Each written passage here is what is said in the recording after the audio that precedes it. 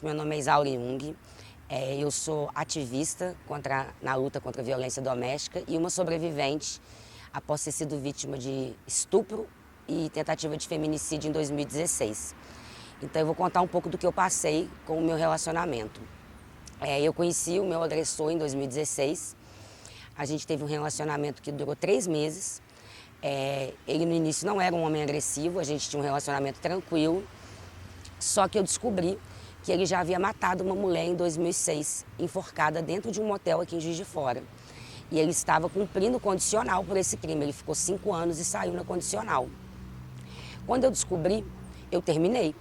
A minha filha na época tinha 14 anos, morava só eu e ela, e de forma alguma eu iria continuar num relacionamento com uma pessoa que já havia matado uma mulher. Porém, eu não falei com ele que eu sabia que ele tinha matado essa mulher. Eu terminei e ele não aceitou o fim do relacionamento. Então foram 8 meses de perseguição. Hoje eu falo que eu entendo as mulheres por a dificuldade de denunciar, porque eu tinha medo, eu tinha vergonha, eu não acreditava realmente que pudesse haver justiça. Então ele começou primeiro vindo atrás de mim e as ameaças ainda eram umas ameaças mais vamos dizer que não existe ameaça tranquila, mas ele fazia de uma forma mais discreta. E aí, aquilo foi piorando, chegou um momento que o Thiago começou a mostrar realmente toda a sua agressividade. Então, quando eu enfrentava ele, ele começou a ir na porta da escola da minha filha e tirar fotos da minha filha e me mandar, e falando que iria matá-la se eu não saísse com ele. E chegou determinado momento em que ele invadiu a minha casa com a minha filha dormindo, e dali em diante eu tirei a minha filha de casa. E eu não tive coragem de contar isso para minha mãe e para meus pais. Então eu falei que eu estava trabalhando num bar à noite, como eu já havia feito outras vezes, dupla jornada, porque a gente gostava de viajar, eu e Yasmin, então eu já tinha trabalhado em 2 lugares para a gente poder fazer nossas viagens. E chegou um momento que o Thiago me tirou tudo. Ele tirou os meus amigos, porque ele chegou a tirar o freio da moto de um amigo meu, que frequentava a minha casa por ciúmes. E ele ia na porta do meu serviço e ficava me esperando trabalhar. No meu horário de almoço, ele me punha dentro do carro, me fazia almoçar dentro do carro. E ele já havia abusado, praticado sexo comigo sem meu consentimento, me estuprado. E isso, hoje eu enxergo que tudo já era abusivo. É porque quando você está dentro do relacionamento, você não enxerga dessa forma. Então tinha momentos que o Thiago me agredia e depois ele me consolava. Porque eu só tinha ele. E as agressões foram só piorando. Eu não saía com meus amigos, eu tentei poupar os meus amigos, então eu fui me afastando. Os poucos que sabiam me julgavam. Ah, mas você não denuncia. Mas só que ninguém entendia a gravidade do que era a denúncia, do que aquilo ia acarretar na minha vida. Será que ia ter alguém vigiando ele 24 horas? Ele tinha matado uma mulher e já estava em liberdade. Isso é uma coisa que eu me questionava muito. E o pai da minha filha, biológico, ia descobrir, e se ele tentasse tirar a guarda dela de mim, isso tudo eram muitas coisas que passavam na minha cabeça. E teve momentos que eu cheguei na porta da delegacia e eu voltava. Então o Thiago foi me tirando minha autoestima, eu na época engordei muito, eu não queria mais me cuidar, eu não tinha vontade de fazer nada. Eu fui realmente aceitando aquilo, chegou um momento que ele tomou a minha vida de mim. E durante esses 8 meses, cada vez eu vou lembrando de situações assim que ele tinha um quartinho, eu lembro muito bem, um quartinho do lado de fora da casa dele. E ele me trancou várias vezes. Hoje eu sei que isso é cárcere privado, na época eu não tinha a menor noção. E é uma coisa que eu não tenho vergonha de falar hoje, ele me obrigava a fazer as minhas necessidades num balde, nem banho eu tomava. E depois eu tinha que trabalhar. E ele me buscava no serviço. E ele só deixava eu ver a minha filha na casa da minha mãe, e não deixava eu levá-la de volta para casa. E a minha família começou a desconfiar, porque eu sempre fui muito alegre, eu sempre fui aquela pessoa da família ativa, e eu nunca desgrudei da minha filha. A gente tem uma relação muito genuína, muito próxima. E isso não foi se perdendo, mas para eu protegê-la, eu não levava ela. E os poucos momentos que ele deixava eu estar com ela, eu tinha que tirar foto, eu tinha que mostrar que ela estava comigo, que eu estava de pijama, que eu estava dentro de casa, que não tinha ninguém dentro da minha casa. E isso durou 8 meses. Ele sumia, Aí por dias, porque ele usava droga, e eu achava que ele ia me esquecer. Ele arrumava outras mulheres mais novas, e eu falava, ai, graças a Deus agora ele vai sumir, mas não. A Isaura era a pessoa que ele queria. Hoje eu entendo que o agressor, ele não aceitou um não. Talvez se eu fosse uma mulher que corresse atrás dele, ele não estivesse atrás de mim. Eu acho que o agressor não sabe lidar com um não. Isso eu falo pela experiência do trabalho que eu desenvolvi com as vítimas durante esses 6 anos. E foi chegando um determinado momento que eu achei que ia terminar em morte. Ia terminar nós dois morrendo mesmo, já que ele não ia me largar e eu não ia deixar ele chegar perto da minha filha. Eu ia aceitar todos os tipos de atrocidade. Eu lembro que ele pegou um pedaço de pau um dia, ele se cortou e com sangue ele escreveu o meu nome no pedaço de pau e falou, eu vou te matar paulada, mas você não vai ter outro homem. Se eu te pegar com outro homem, eu vou te matar paulada e eu vou beber o seu sangue. E aí foi chegando um determinado momento que eu fui ficando realmente estafada daquela situação. E aí o Thiago fez uma viagem. E quando ele fez essa viagem, ele já tinha 15 dias que ele estava fora. O primeiro momento, não vou mentir, eu falo isso, nos primeiros momentos eu não soube lidar com a ausência dele. Ele foi embora e o primeiro dia que eu fui trabalhar e que não tinha ninguém me perseguindo, eu senti uma sensação de liberdade muito grande. Eu olhava para trás, assim, ainda achando que ele estava atrás de mim e era estranho saber que ele estava lá em São Paulo, que ele não estaria atrás de mim. E quando eu comecei a me acostumar, eu trouxe a minha filha de volta para casa. Aí foi quando eu contei para minha mãe e para minha avó, que hoje já são falecidas. Não contei para o meu pai, porque meu pai também é falecido. Mas o meu pai era uma pessoa, né, o pai é diferente, né? O pai quer proteger a filha. O meu pai veio de uma criação da roça, então talvez ele ia querer realmente fazer justiça da forma dele. E eu contei para minha mãe e para minha avó que o Thiago estava me ameaçando. Fui contando devagarzinho e a minha mãe ficou muito preocupada. E eu falei, mãe, não, ele agora foi para São Paulo, ele disse que vai ficar lá um tempo, então eu vou conseguir ter minha vida de volta. E trouxe a minha filha de volta para casa e me reaproximei dos meus amigos e comecei a sair de novo e vi uma esperança. E ele voltou, 15 dias depois. E aí foi a hora que eu acho que eu startei. Eu não vou aceitar mais essa vida. E agora que eu estou reconstruindo tudo de novo. E aí foi quando ele voltou e eu já não era mais a Isaura que ele já tinha dominado. Não que eu não estivesse ainda com medo dele, eu ainda tinha tudo isso. Mas eu estava começando a reconstruir a minha vida. Minha filha estava em casa comigo, a gente podia ver filme junto, a gente podia ir no bar do Léo e ficar junto, brincando e sem medo, sem perseguição. E aí eu lembro que foi no 15 de novembro. A gente estava em casa, eu, minha filha e meu amigo, e ele já começou a mandar mensagem, muito agressivo. Até amanhã eu vou preso, me fala onde você tá, me xingando de todos os nomes que a gente já sabe que os agressores usam, né, para diminuir a gente. Só que eu respondi, então você vai ter que ir preso, porque eu não vou encontrar com você, eu não tenho medo. Chamei ele de estuprador, chamei ele de assassino, covarde. Falei, eu não vou te encontrar, eu vou te denunciar, eu não vou aceitar mais esse tipo de perseguição. Acabou. E aí teve um momento que ele parou de mandar mensagem. Por isso que hoje, na minha cabeça, eu acho que ele premeditou tudo. E como ele tinha esses repentes de sumir, eu achei que realmente ele estivesse numa onda de droga dele lá. Eu não uso droga, então eu não posso dizer qual é a reação, porque eu não sei como é. Aí meu amigo foi embora, a minha filha foi para casa da minha mãe, eu fui para casa de uma amiga minha, a gente já tinha combinado. E quando eu estava saindo da casa dessa minha amiga, que eu cheguei na porta da minha casa, ele já tinha parado o carro mais na frente, eu não vi o carro dele, por isso que eu sei que ele premeditou tudo. E ele me cercou armado na porta da minha casa. Foi a primeira vez que eu vi o Thiago, eu já tinha visto ele com soco inglês, faca, pedaço de pau, mas arma de fogo foi a primeira vez. E ele falou, não reage, você vai andar comigo até o carro, que a gente vai ter uma conversa. E eu não reagi, eu acho que eu não tive nem reação. A minha primeiro pensamento foi sobreviver. Eu sabia que aí ele estava disposto a fazer qualquer coisa. E quando eu entrei no carro, eu entrei muito nervosa. E eu lembro que ele disse para mim assim, eu vou te levar para o motel e eu vou te estuprar até a hora que eu quiser. E quando eu terminar, eu vou pensar o que eu vou fazer com você. E a gente chegou no motel. E isso eu falo em todas as minhas reportagens, porque eu acho que a coisa que mais me marcou é muito nojento, que ele me deu um beijo na testa e falou, você é minha até que a morte nos separe. E ele pulou para cima de mim, igual um bicho. E ele rasgou minha roupa. E ele me estuprou. E eu não reagi.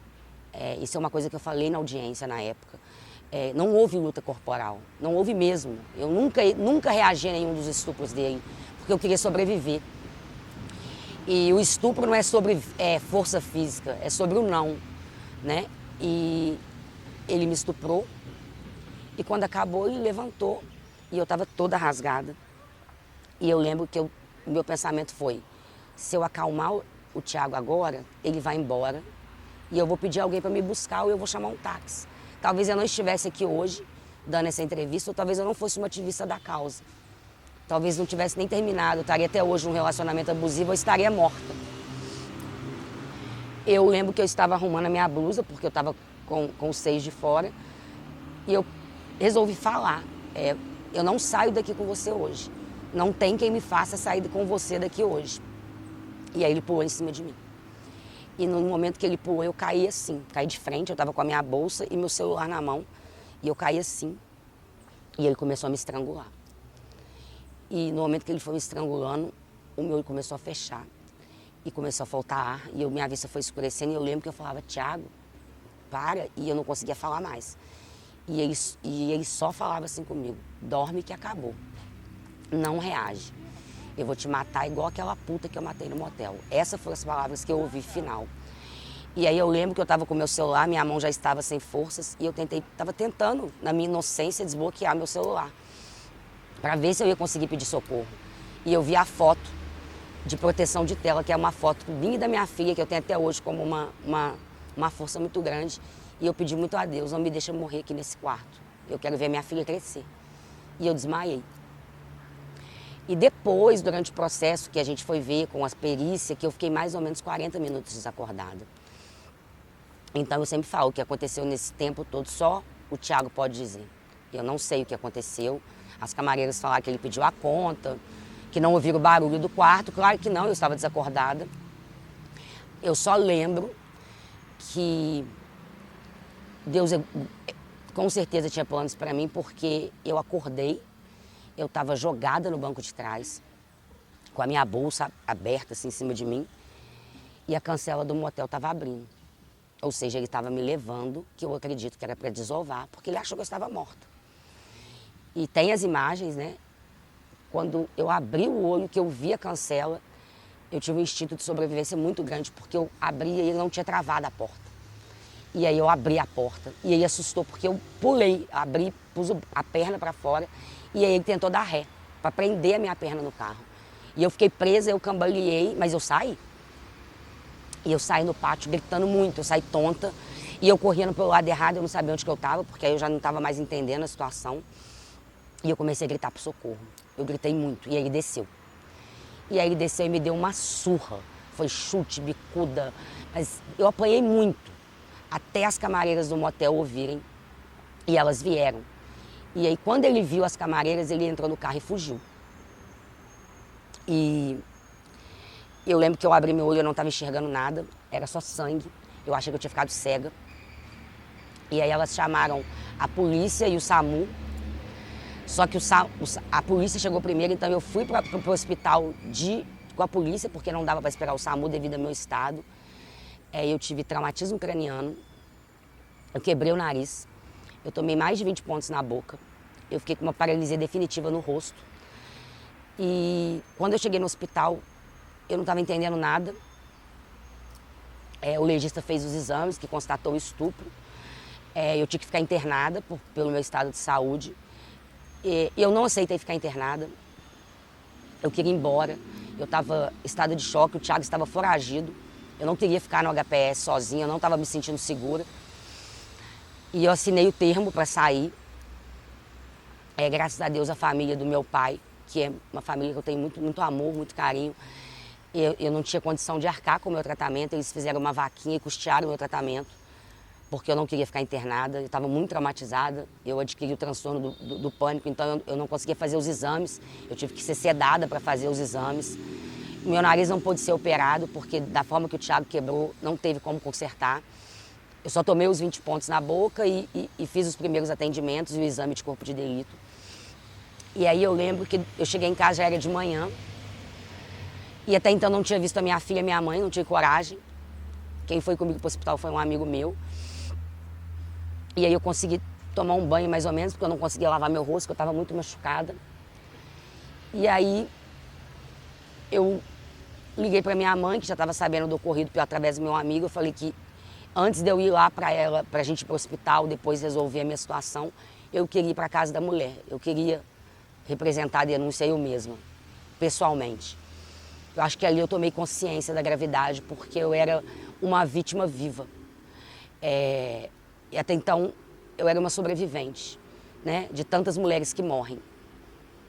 E eu vim direto para a delegacia da mulher. 8 horas da manhã eu cheguei na delegacia da mulher deformada. Eu não conseguia nem falar por causa dos meus lábios, que estavam muito machucados. Mas eu prestei a queixa. E na mesma hora a delegada já pediu a prisão preventiva dele foragido. E aí a imprensa, né, tomou consciência do meu caso. E eu dei as primeiras 2 entrevistas com o rosto tampado, porque eu não estava entendendo o que estava acontecendo, eu não tinha noção da gravidade do que eu tinha passado. E eu dei a entrevista e comecei meu tratamento primeiro, porque eu tinha que fazer esse tratamento, né? Eu estava com traumatismo craniano, mas passou 4 dias, eu sentei com a minha filha, que tinha 14 anos, com a minha avó. Eu sempre falo que eu venho de uma família de mulheres muito empoderadas. Minha avó com 84 anos, a minha mãe tinha 56. E eu falei, eu quero expor o meu caso. Eu quero ir para a mídia com a cara do jeito que eu estou. Eu não tenho que ter vergonha. Eu quero que as mulheres entendam que todas as mulheres podem passar por isso. E foi quando eu chamei a imprensa e com a cara toda arrebentada eu me identifiquei como Isaura Jung, auxiliar administrativo. Na época eu tinha 35 anos. E aí foi quando eu me tornei um divisor para Minas Gerais da luta do combate à violência doméstica. E ele foi preso 2 dias depois, porque ele viu que não conseguiria fugir, porque ele estava em todos os jornais. Pelo clamor da sociedade, pela gravidade dos seus delitos. Só que eu não tinha noção da repercussão que isso seria na minha vida. De quantas mulheres começaram a me procurar depois que eu me expus. Porque eu me tratei, né? Eu fiz todo o meu tratamento primeiro físico, porque o tratamento psicológico ele existe até hoje, né? Eu faço tratamento com psiquiatra, com psicóloga, faço uso de medicações, porque é um trauma que a gente nunca esquece. Apesar de eu ajudar muitas mulheres, eu tenho meu tratamento. Mas começou a chover, infelizmente, né? Denúncias nas minhas redes sociais de mulheres que sofrem caladas a violência doméstica. E o primeiro momento que eu fiz foi ouvir essas histórias. Ouvir e a gente partilhar da dor, né, em comum. E depois eu resolvi criar a hashtag Somos Todas Isaura, que foi aonde eu vi que eu poderia ser muito mais do que uma ouvinte. Eu poderia ser uma âncora para essas mulheres. E meu trabalho cresceu de uma forma muito positiva. Hoje eu tenho pessoas que me acolhem, eu tenho assistência jurídica, de pessoas maravilhosas aqui que me ajudam de forma voluntária, psicólogas. Eu faço campanhas nas redes sociais, porque a gente não pode só falar da violência doméstica sem ver as necessidades da mulher. Então eu faço campanhas pedindo doações, alimentos, roupas, e eu sempre consigo. Não teve um projeto que eu entrei que eu saí de mãos vazias ou que eu não consegui apadrinhar mais mulheres do que as que eu pedi. E essa rede, isso aí já foram, eu posso dizer que eu já acolhi mais de 500 mulheres, muito mais, nesses 6 anos. E eu fico muito feliz porque aí eu comecei a dar palestras, e não é só em Juiz de Fora, são cidades vizinhas. E cada palestra que eu dou, eu saio com uma pessoa me pedindo ajuda. E isso estendeu-se aos jovens, ao público LGBT. Eu falo que a violência doméstica ela não existe classe social, ela não existe raça, ela não existe partido político, ela é única.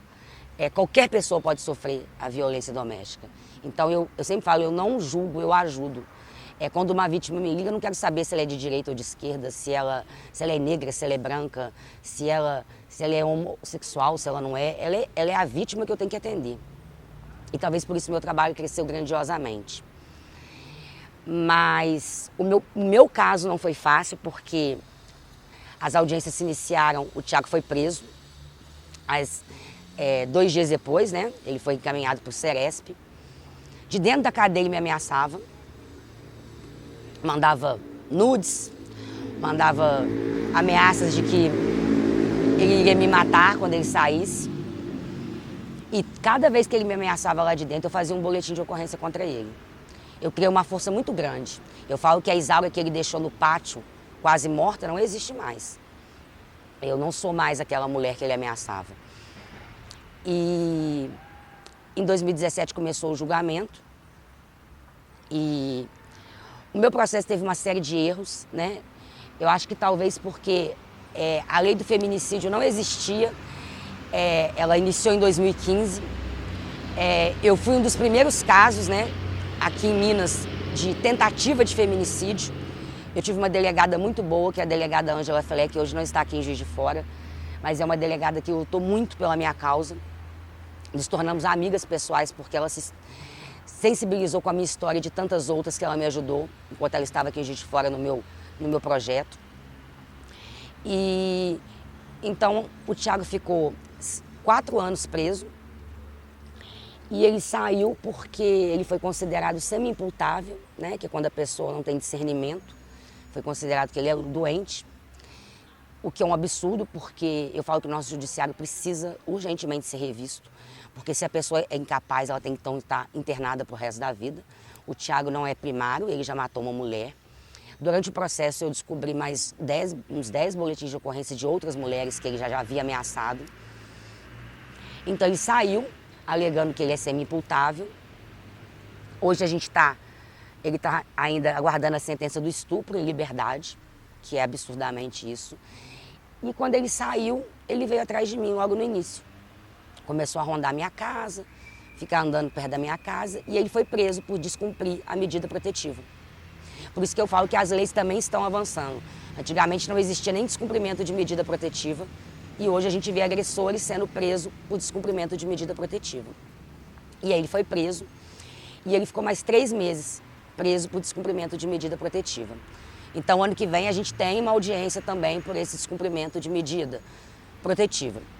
Então, hoje ele está respondendo o estupro, agora a gente está aguardando a sentença, na verdade, do estupro, que ainda não saiu, em liberdade, e mais o descumprimento da medida protetiva. Mas eu ouvi há pouco tempo uma pessoa me perguntando se eu tenho medo da minha exposição, se eu tenho medo do Thiago. Eu não tenho. Eu não tenho porque eu já mostrei para ele que a Isaura de antes, ela morreu dia 15 de novembro. E a que nasceu dia 15 de novembro, eu falo que é uma fênix mesmo. Eu sou outra mulher. Eu sou uma mulher forte, eu sou uma sobrevivente. E ele sabe que se ele se aproximar de mim, ele vai voltar para a cadeia. Porque eu não vou me calar. Eu sempre falo que o silêncio mata. E eu vou lutar por mim e por todas. Por isso somos todas Isaura. E eu sofri muito preconceito. Eu não vou mentir, isso é uma coisa que eu tento trabalhar muito nas minhas palestras, gente. Quando eu me expus, eu fui muito julgada por amigos, que eu falo que hoje não são meus amigos mais, porque mulheres que eu vi na adolescência apanhando de companheiros e que eu ajudava e depois me julgaram. Isso é muito feio, eu vejo às vezes mulheres julgando mulher. Tanto com, olha a roupa que ela está usando, vê se ela tem corpo para isso. E na época muitas mulheres, mas ela já namorou ele também, olha a cara que ele tem de bandido. Gente, ninguém tem estrela na testa. Mas ela era separada, só tinha amigos homens, ela saía para beber. Ela estava com saudade dele, foi pro motel porque quis.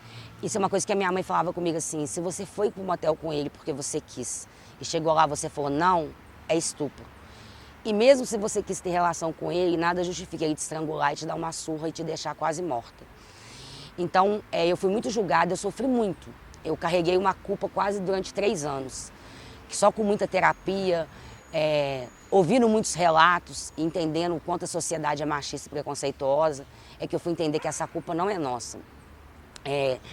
O que mais me choca hoje é que, já se passaram quase 7 anos do meu caso, é que o crime de violência doméstica é o único crime na qual a vítima precisa provar que ela não queria que acontecesse. Ninguém pergunta para uma pessoa que é assaltada se ela realmente não queria ser assaltada. Mas a gente pergunta se a vítima não queria sofrer aquela violência. Então o próprio juiz pergunta, o que é inacreditável, né? Então eu sou muito a favor da gente ter mesmo, tem policiais maravilhosos, eu falo porque eu tenho uma ligação muito estreita com a polícia aqui em Juiz de Fora, tem policiais maravilhosos na Delegacia da Mulher, que fazem um trabalho humanizado. A gente precisa mesmo dar esse apoio à vítima, ela é vítima, gente. Então quando ela chega para prestar a denúncia, a gente tem que dar todo o suporte. Eu fui julgada, eu hoje tenho um ciclo de amizade muito menor, mas muito mais acolhedor. Também conheci pessoas que nunca imaginei que se tornaram braços mesmo da minha campanha e da minha vida pessoal. Conheci meu marido, as pessoas falam, né? É possível reconstruir a vida? É possível. Nem todo homem é agressor. O meu marido, a gente já se conhecia há mais tempo. Isso foi um fator que me ajudou também a reconstruir a minha vida, porque eu já tinha nele uma admiração. Mas, gente, é possível reconstruir. Claro que não é fácil. Só quem convive comigo sabe as minhas limitações, tanto para sair, eu tenho transtorno do pânico, né? Transtorno de estresse pós-traumático, faço tratamento, mas eu tenho uma vida muito boa, eu sou muito feliz. A minha filha adoeceu muito na época, ela teve bulimia, ela chegou a ficar internada, isso tudo acontecendo no julgamento, ela internada com 35 quilos, usando sonda, entre a vida e a morte, e eu tendo que depor e ficar com ela no hospital. Perdi meus pais e a minha avó tudo junto, foi assim, foi muita coisa pesada que aconteceu, mas eu não desisti. E quando o meu agressor saiu, realmente eu falo assim que eu fui estuprada num hotel e fui estuprada pelo judiciário, quando soltaram um homem igual o meu agressor, que inclusive estuprou um preso na cadeia. Então assim, é surreal quando a gente vê realmente que as nossas leis ainda não avançaram o suficiente. Mas quando eu estou aqui fazendo esse trabalho e as pessoas falam, você se arrepende? Não. Hoje eu faço isso para que outras mulheres tenham a justiça que eu não tive. Eu sou voz para que quando acontecer, porque infelizmente a gente sabe que acontece todos os dias, eu que lido com isso, eu assisto muito jornal, eu me informo em estatísticas, em números, para saber o que está acontecendo, é que quando acontecer de novo, a próxima, Isaura, tenha a justiça que eu não tive. Porque é um absurdo a vítima ter que morrer para que um homem pegue 20, 30 anos. A vítima, quando ela sobrevive, vira lesão corporal grave. Aí ele sai com 5 anos, que foi o que aconteceu no meu caso. Não, a vítima, quando ela está viva, ela tem que ter, a voz dela tem que ser ouvida. Porque ela está aqui como eu, contando tudo que ela passou, todas as crueldades que ela viveu. E aí a voz dela fica como uma lesão corporal grave. Mas, ao mesmo tempo, é muito gratificante saber que eu empodero mulheres. Que igual eu saí de uma palestra agora e uma adolescente veio falar comigo de que ela sofreu um abuso que ela nunca contou nem para os pais e nem para a psicóloga dela. Então, olha a responsabilidade que eu tenho no meu trabalho. Olha que lindo que eu construí. Olha o propósito que eu tenho na minha vida. E, gente, as minhas redes sociais, elas ficam abertas para isso. Sempre que eu posso, eu respondo na hora. Se eu não responder na hora é porque às vezes eu não estou online. Mas quando eu coloquei lá o Isaura Jung é para isso. É para que as pessoas se sintam à vontade a denunciar, a não se culparem. E se precisar, eu vou para a delegacia. Já fiquei 2, 3, 4 horas na delegacia com as vítimas. E eu não gosto nem de chamá-las de vítimas, eu chamo elas de assistidas e depois de sobreviventes. Porque a gente está no mesmo barco. Quando eu cheguei na Delegacia da Mulher, eu estava perdida. Eu não sabia o que seria da minha vida. E eu tenho uma gratidão muito em especial com a imprensa. Porque do início até hoje, eles me acompanham com o maior respeito, com o maior carinho em fazer as minhas reportagens, sempre respeitando. Nunca mudaram uma fala minha, nunca interpretaram de forma diferente. Sempre do meu lado, sempre mostrando a verdade. Então, eu tenho muita gratidão porque a imprensa foi a minha maior voz.